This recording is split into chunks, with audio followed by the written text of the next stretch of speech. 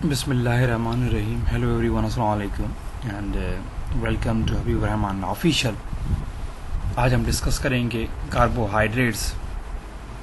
कल हमने डिस्कस किया था जो वाटर की इम्पोर्टेंस है और जो नेचर ऑफ वाटर मॉलिक्यूल है, वो सारा हमने डिस्कस किया था।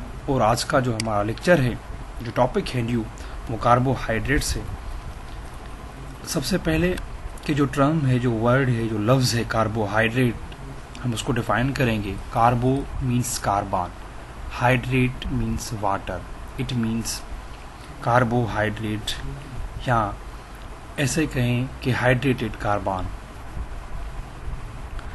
The literally meaning of carbohydrate, जो इसकी लिटरल मीनिंग है कार्बोहाइड्रेट्स की, वो क्या है? हाइड्रेटेड कार्बन है। वाटर कंटेनिंग कार्बन, या उसे ये भी कह सकते हैं कि ये एक वाटर कंटेनिंग कार्बन है। क्यों वाटर कंटेनिंग ये कार्बन है? क्योंकि जो इसका रेशो है वो क्या है, जो इसमें जो इस कार्बन के साथ जो रेशो है वो क्या है? H2O, यानी कि जो वाटर में रेशो है कार्बन, जो वाटर में रेशो है हाइड्रोजन ऑक्सीजन का, वही रेशो है कार्बोहाइड्रेट्स के अंदर, हाइड्रोजन और ऑक्सीजन का। इस वजह से इसको कहा जाता है कि वाटर कंटेनिंग कार्बन। अब जो इसका रेशो है हाइड्रोजन का, यहाँ पर जो होगा वो हाइड्रोजन 2 है, और ऑक्सीजन का रेशो जो है वो क्या है? 1 है। तो ये हम कह सकते हैं कि जो कार्बोहाइड्रेट्स मॉलिक्यूल हैं उसमें जो रेशो है हाइड्रोजन ऑक्सीजन का, वो सेम है जो रेशो वाटर का है। Thus the biomolecules contain carbon, hydrogen और ऑक्सीजन। ये तीन एक एलिमेंट्स हैं जो मौजूद होते हैं कार्बोहाइड्रेट्स में, कार्बन, हाइड्रोजन और oxygen as a element where hydrogen and oxygen are present in the simple ratio of 2.1। जो इसमें कार्बन, जो इसमें हाइड्रोजन एंड ऑक्सीजन का जो रेशो है वो सेम है रेशो जैसे वाटर में है 2:1, एज प्रेजेंट एंड वाटर, जैसे वाटर में मौजूद होता है। The general formula of carbohydrate molecule is CnH2n and O oxygen N। जो यहाँ पर N है, ये एक नंबर को रिप्रेजेंट कर रहा है। जो होल नंबर W से रिप्रेजेंट होते हैं, जो 1 से स्टार्ट होते हैं, ये होल नंबर को रिप्रेजेंट कर रहा है। Where is N is the whole number. According to IUPAC, carbohydrates are defined as the polyhydroxy carbonyl compound. Polyhydroxy क्यों कहते हैं? क्योंकि जो इसमें हाइड्रोऑक्सिल ग्रुप है, जो इसमें OH ग्रुप है, वो ज़्यादा अमाउंट में मौजूद होते हैं, यानी कि OH ग्रुप। ये जो ग्रुप हैं ये ज़्यादा अमाउंट में मौजूद हैं, इस वजह से इसको कहा जाता है कि ये पॉलीहाइड्रोऑक्सी है। कार्बोनाइल इस वजह से क्योंकि इसके अंदर अल्डिहाइड भी मौजूद है और कीटोन भी मौजूद है, जिसका फार्मूला CHO है, यानी कि ये कंपाउंड दोनों मौजूद हैं, फंक्शनल ग्रुप। इस वजह से इसको कार्बोनाइल भी कहा जाता है। कार्बोनाइल्स आर अल्डिहाइड, एक तो अल्डिहाइड है और दूसरा कौन होता है? कीटोन होता है। Main source of carbohydrate are plant, जो मेन सोर्स है कार्बोहाइड्रेट का वो प्लांट है, because they are synthesised carbohydrate molecules in a primary product. जो प्लांट की प्राइमरी प्रोडक्ट है फोटोसिंथेसिस की, वो क्या है? कार्बोहाइड्रेट है। इसलिए जो पहला सोर्स है जहाँ से कार्बोहाइड्रेट्स मिलती है हमें, वो कौन से हैं? वो प्लांट हैं।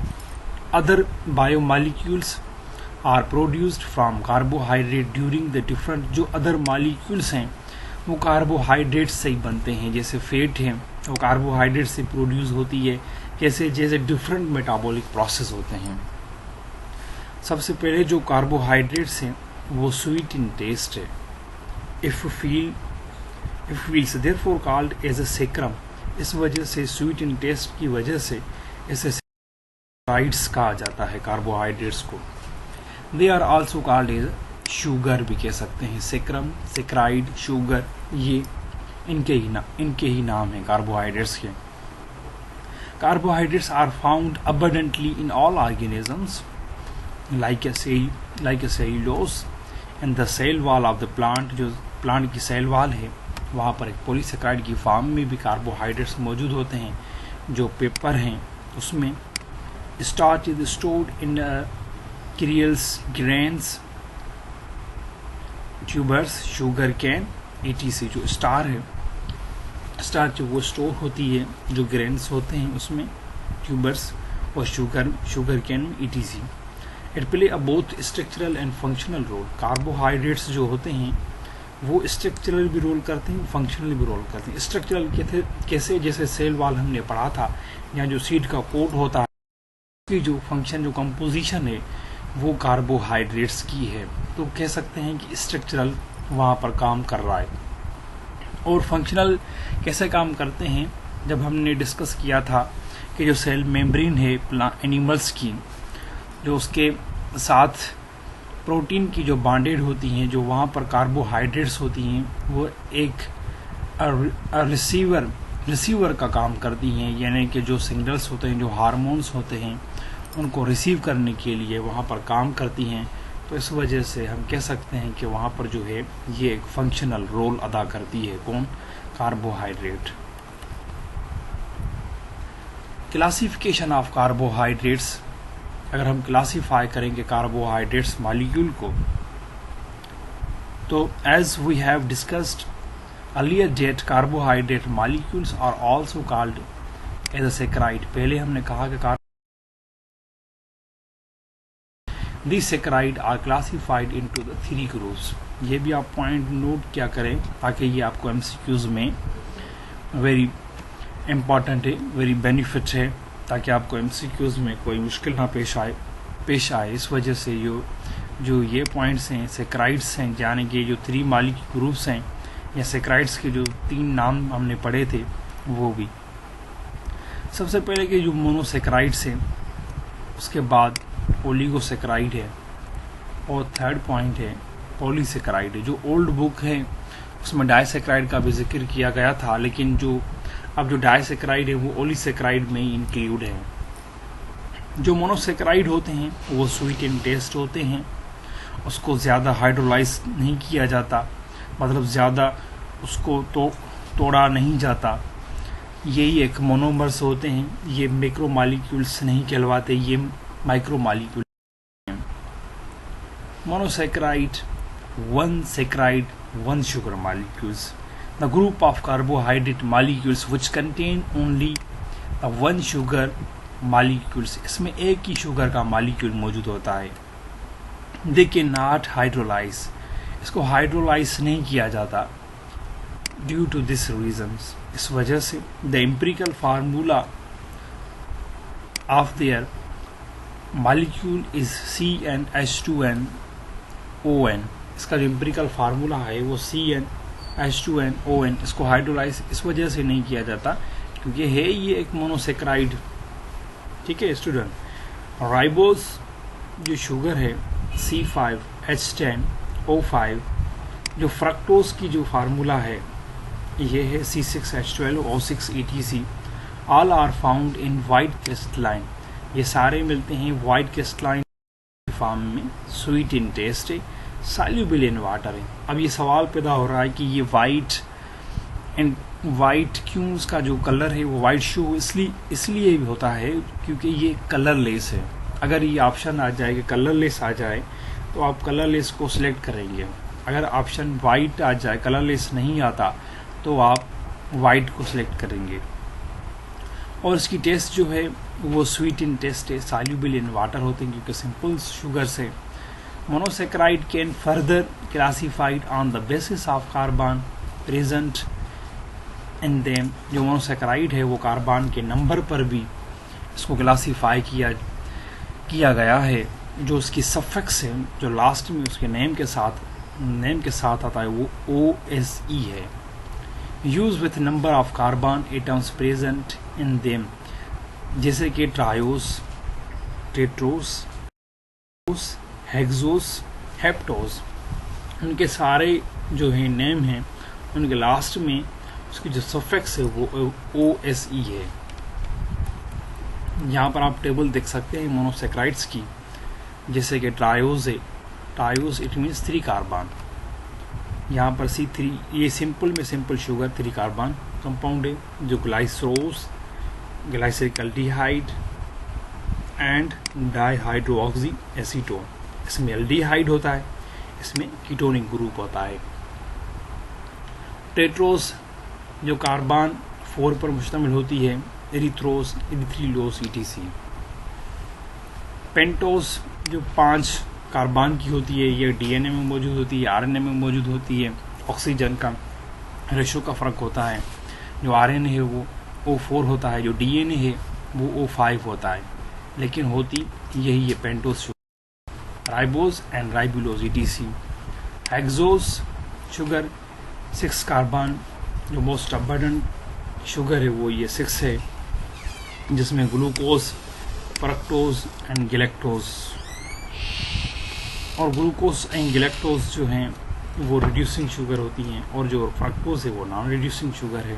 हेप्टोज जैसे कि carbon number 7 ग्लूकोहेप्टोज। ग्लाइसरोस and dihydroxyacetones are the important triose produced during the respiration। जब आपने एरोबिक रिस्पायरेशन में जब आपने बायोएनर्जेटिक चैप्टर पढ़ा है तो आपने देखा होगा, जब ग्लूकोज की एनारोबिकली ब्रेकडाउन होती है सबसे पहले, तो जो ग्लूकोज का जो मॉलिक्यूल है वो 2 कंपाउंड में टूटता है, एक ग्लाइसरोस एंड डाइहाइड्रोऑक्सी। तो जो ये प्रोसेस है ये कब होता है? रिस्पायरेशन के time. Triose are rare in nature. जो ट्रायोज शुगर्स हैं वो रेयर होती हैं, नेचर में कम होती हैं। It occurs in some bacteria, ये कुछ बैक्टीरिया के अंदर पाई जाती हैं। पेंटोज जो शुगर है from the basic skeleton of the nucleic acid, जो न्यूक्लिक एसिड का जो बेसिक स्केलेटन है वो पेंटोज है तो फास्फोरिक भी, लेकिन पेंटोज भी एक बेसिक स्केलेटन है। Hexose are the most important sugar from the biologically point of view. जो हेक्सोस है, अगर MCQs आ जाए कि मोस्ट इम्पॉर्टेंट शुगर कौन सी है, तो आप कह सकते हैं जो हेक्सोस है वो एक most important biologically point of view से शुगर है। Glucose found in ripe fruit, जो ग्लूकोज मिलती है पके हुए आम जो फ्रूट्स होते हैं उनके अंदर, जो स्वीट इन फ्रूट्स होते हैं, sweet corn, Honey. It is also found in all known polysaccharides in combined state. और ये एक कंबाइंड स्टेट में एक पॉलीसेकेराइड की फॉर्म में मिलती हैं, जैसे कि फ्रक्टोज है। Another hexose present in a fruit is called a fruit sugar. जो फ्रक्टोज है ये एक हेक्सोस शुगर मॉलिक्यूल है, जो कहाँ पाया जाता है? फ्रूट के अंदर पाया जाता है, यानी जो फ्रूट्स होते हैं उसके अंदर। ये स्वीट इन टेस्ट होता है। Usually they are found in ring structure. जो भी मोनोसेकेराइड्स हमने डिस्कस किए थे ये ऑलमोस्ट रिंग के फॉर्म में होते हैं, लेकिन जो स्टडी है, हम स्टडी जो इनकी करते हैं तो हम ओपन चेन की फॉर्म में इनकी स्टडी करते हैं।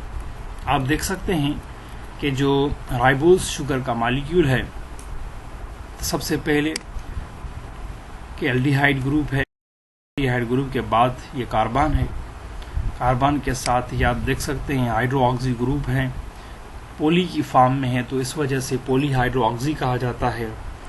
और कार्बोनाइल इस वजह से क्योंकि यहाँ पर एल्डिहाइड या कीटोन मौजूद होता है, इस वजह से ये कार्बोनाइल होते हैं।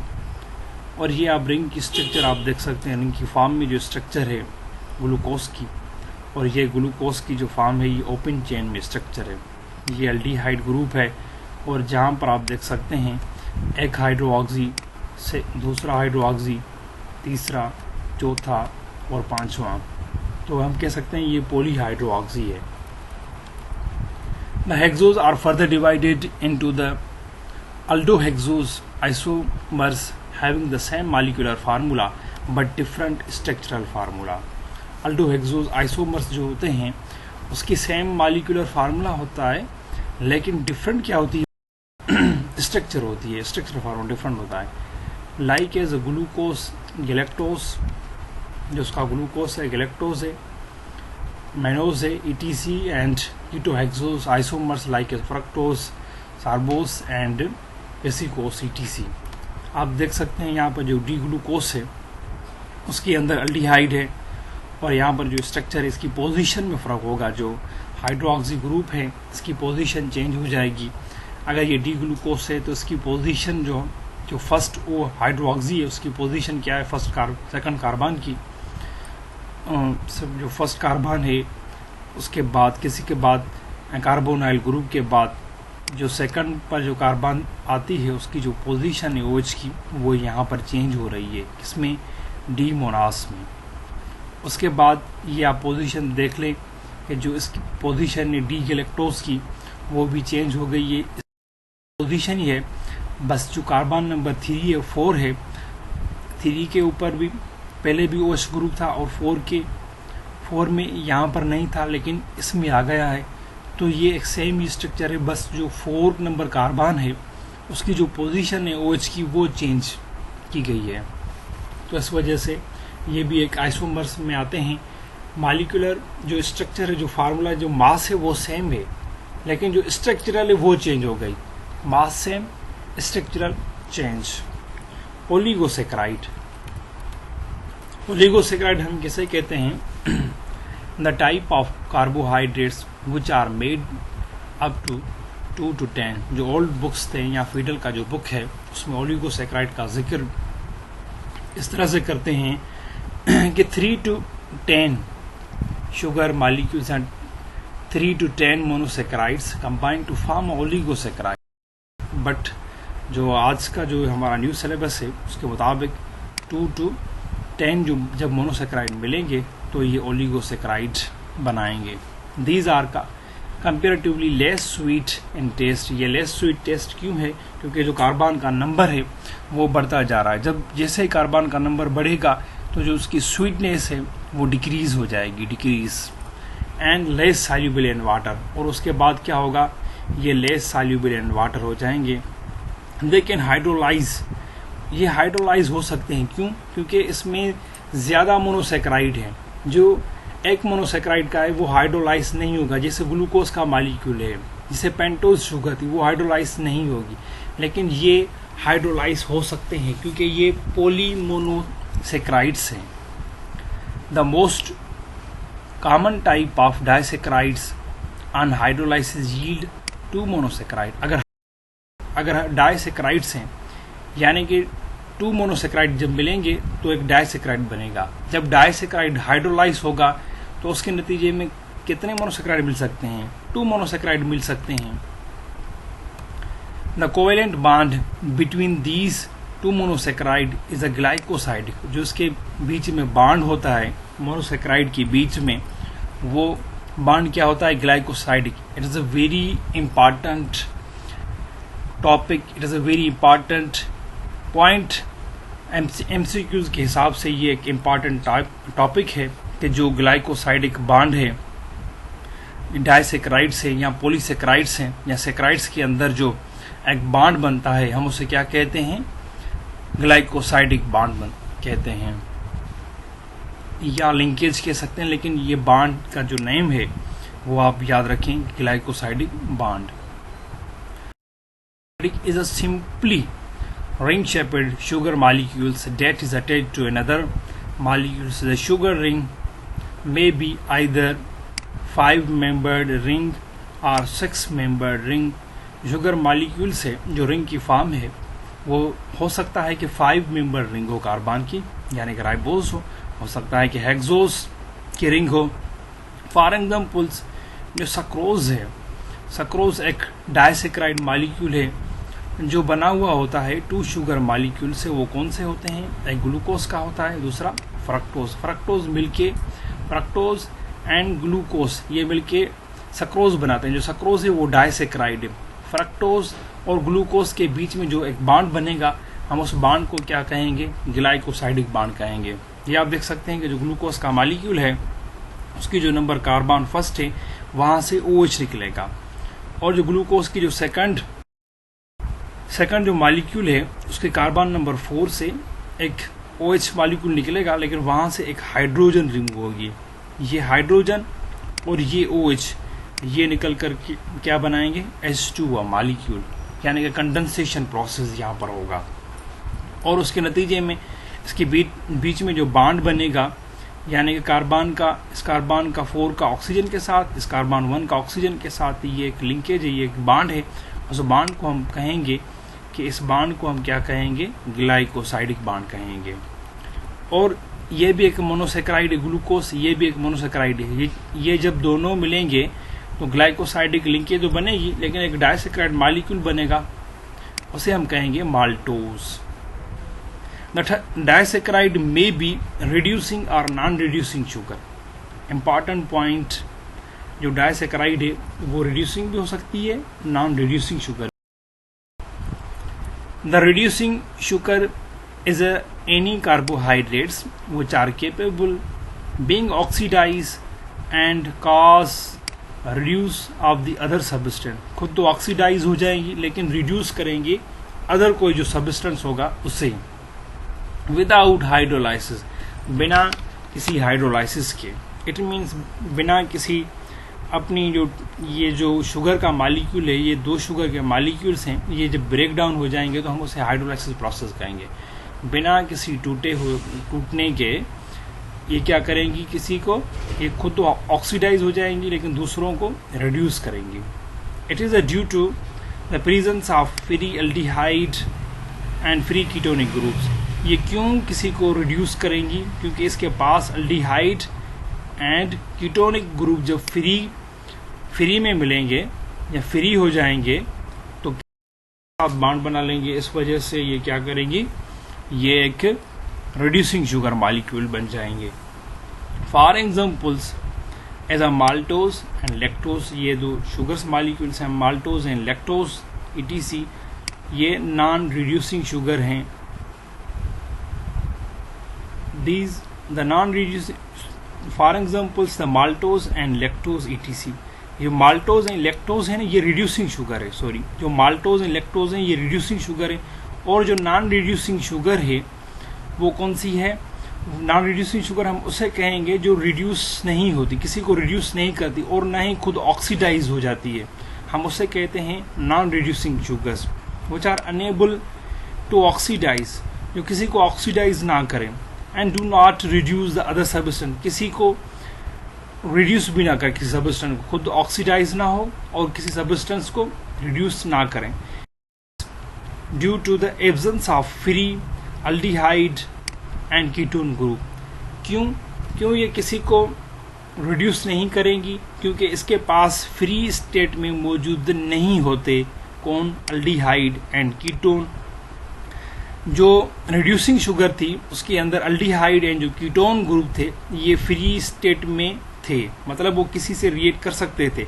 लेकिन जो यहाँ पर जो शुगर है, जो नॉन रिड्यूसिंग शुगर है, वहाँ पर जो कीटोन एंड अल्डिहाइड ग्रुप है वो फ्री स्टेट में नहीं मिलेंगे, इस वजह से ये क्या है, नॉन रिड्यूसिंग शुगर है। वो कौन सी है नॉन रिड्यूसिंग शुगर, ये सक्रोज है। सक्रोज का जो अदर नेम है वो क्या है, रेफिनोस कहते हैं ETC। Living organisms specially plant transport their sugar from source to sink. जो प्लांट्स होते हैं उसके अंदर जब शुगर का मॉलिक्यूल्स प्रोड्यूस होता है, जो वो ट्रांसफर करते हैं लीफ से सिंक तक, जो उसकी मॉलिक्यूल्स होता है वो शुगर का मॉलिक्यूल होता है। लेकिन शुगर का कौन सा मॉलिक्यूल होता है, वो सक्रोज की जो मॉलिक्यूल है, सक्रोज की जो फॉर्म है वो ट्रांसपोर्ट करते हैं लीफ से सिंक सेल तक। क्यों सक्रोज ही प्लांट ने चूज किया ट्रांसपोर्ट करने के लिए, वो हम डिस्कस करते हैं अभी। जो टिश्यूज हैं in the form of non reducing sugars, वो क्या है, एक नॉन रिड्यूसिंग शुगर्स होती है। Where is a glycosidic bonds is a formed, उसके अंदर ग्लाइकोसाइडिक बॉन्ड होता है between the carbonyl group of the both sugars, दोनों शुगर के कार्बोनाइल ग्रुप के अंदर, इस वजह से वो फ्री स्टेट में नहीं होते। Sucrose is the sugar which is a non reducing, वो एक नॉन रिड्यूसिंग है, इस वजह से it contain the more energy, और उसके बाद उसमें एनर्जी मौजूद होती है। It is energy efficient and transport and storage. इस वजह से प्लांट क्या करते हैं, इस एनर्जी को ट्रांसपोर्ट भी करते हैं और स्टोर भी करते हैं। Due to the transport is not oxidise, इस वजह से ट्रांसपोर्ट करते हैं क्योंकि ये एक ऑक्सीडाइज नहीं होता। And react with in the other substance, और रिएक्ट भी नहीं करता किसी और सब्सटेंस से। So on the intermediate reactions with the other molecules occurs. और हमारे पास जो है अगला टॉपिक है वो पॉलीसैकेराइड है, हम वो डिस्कस करेंगे इंशाल्लाह नेक्स्ट वीडियोस में। तब तक दें हमें इजाज़त। थैंक यू एवरीवन, अल्लाह हाफिज़। अगर हम हमारे चैनल पे आप नए आए हैं तो लाइक करें, शेयर करें एंड सब्सक्राइब करें।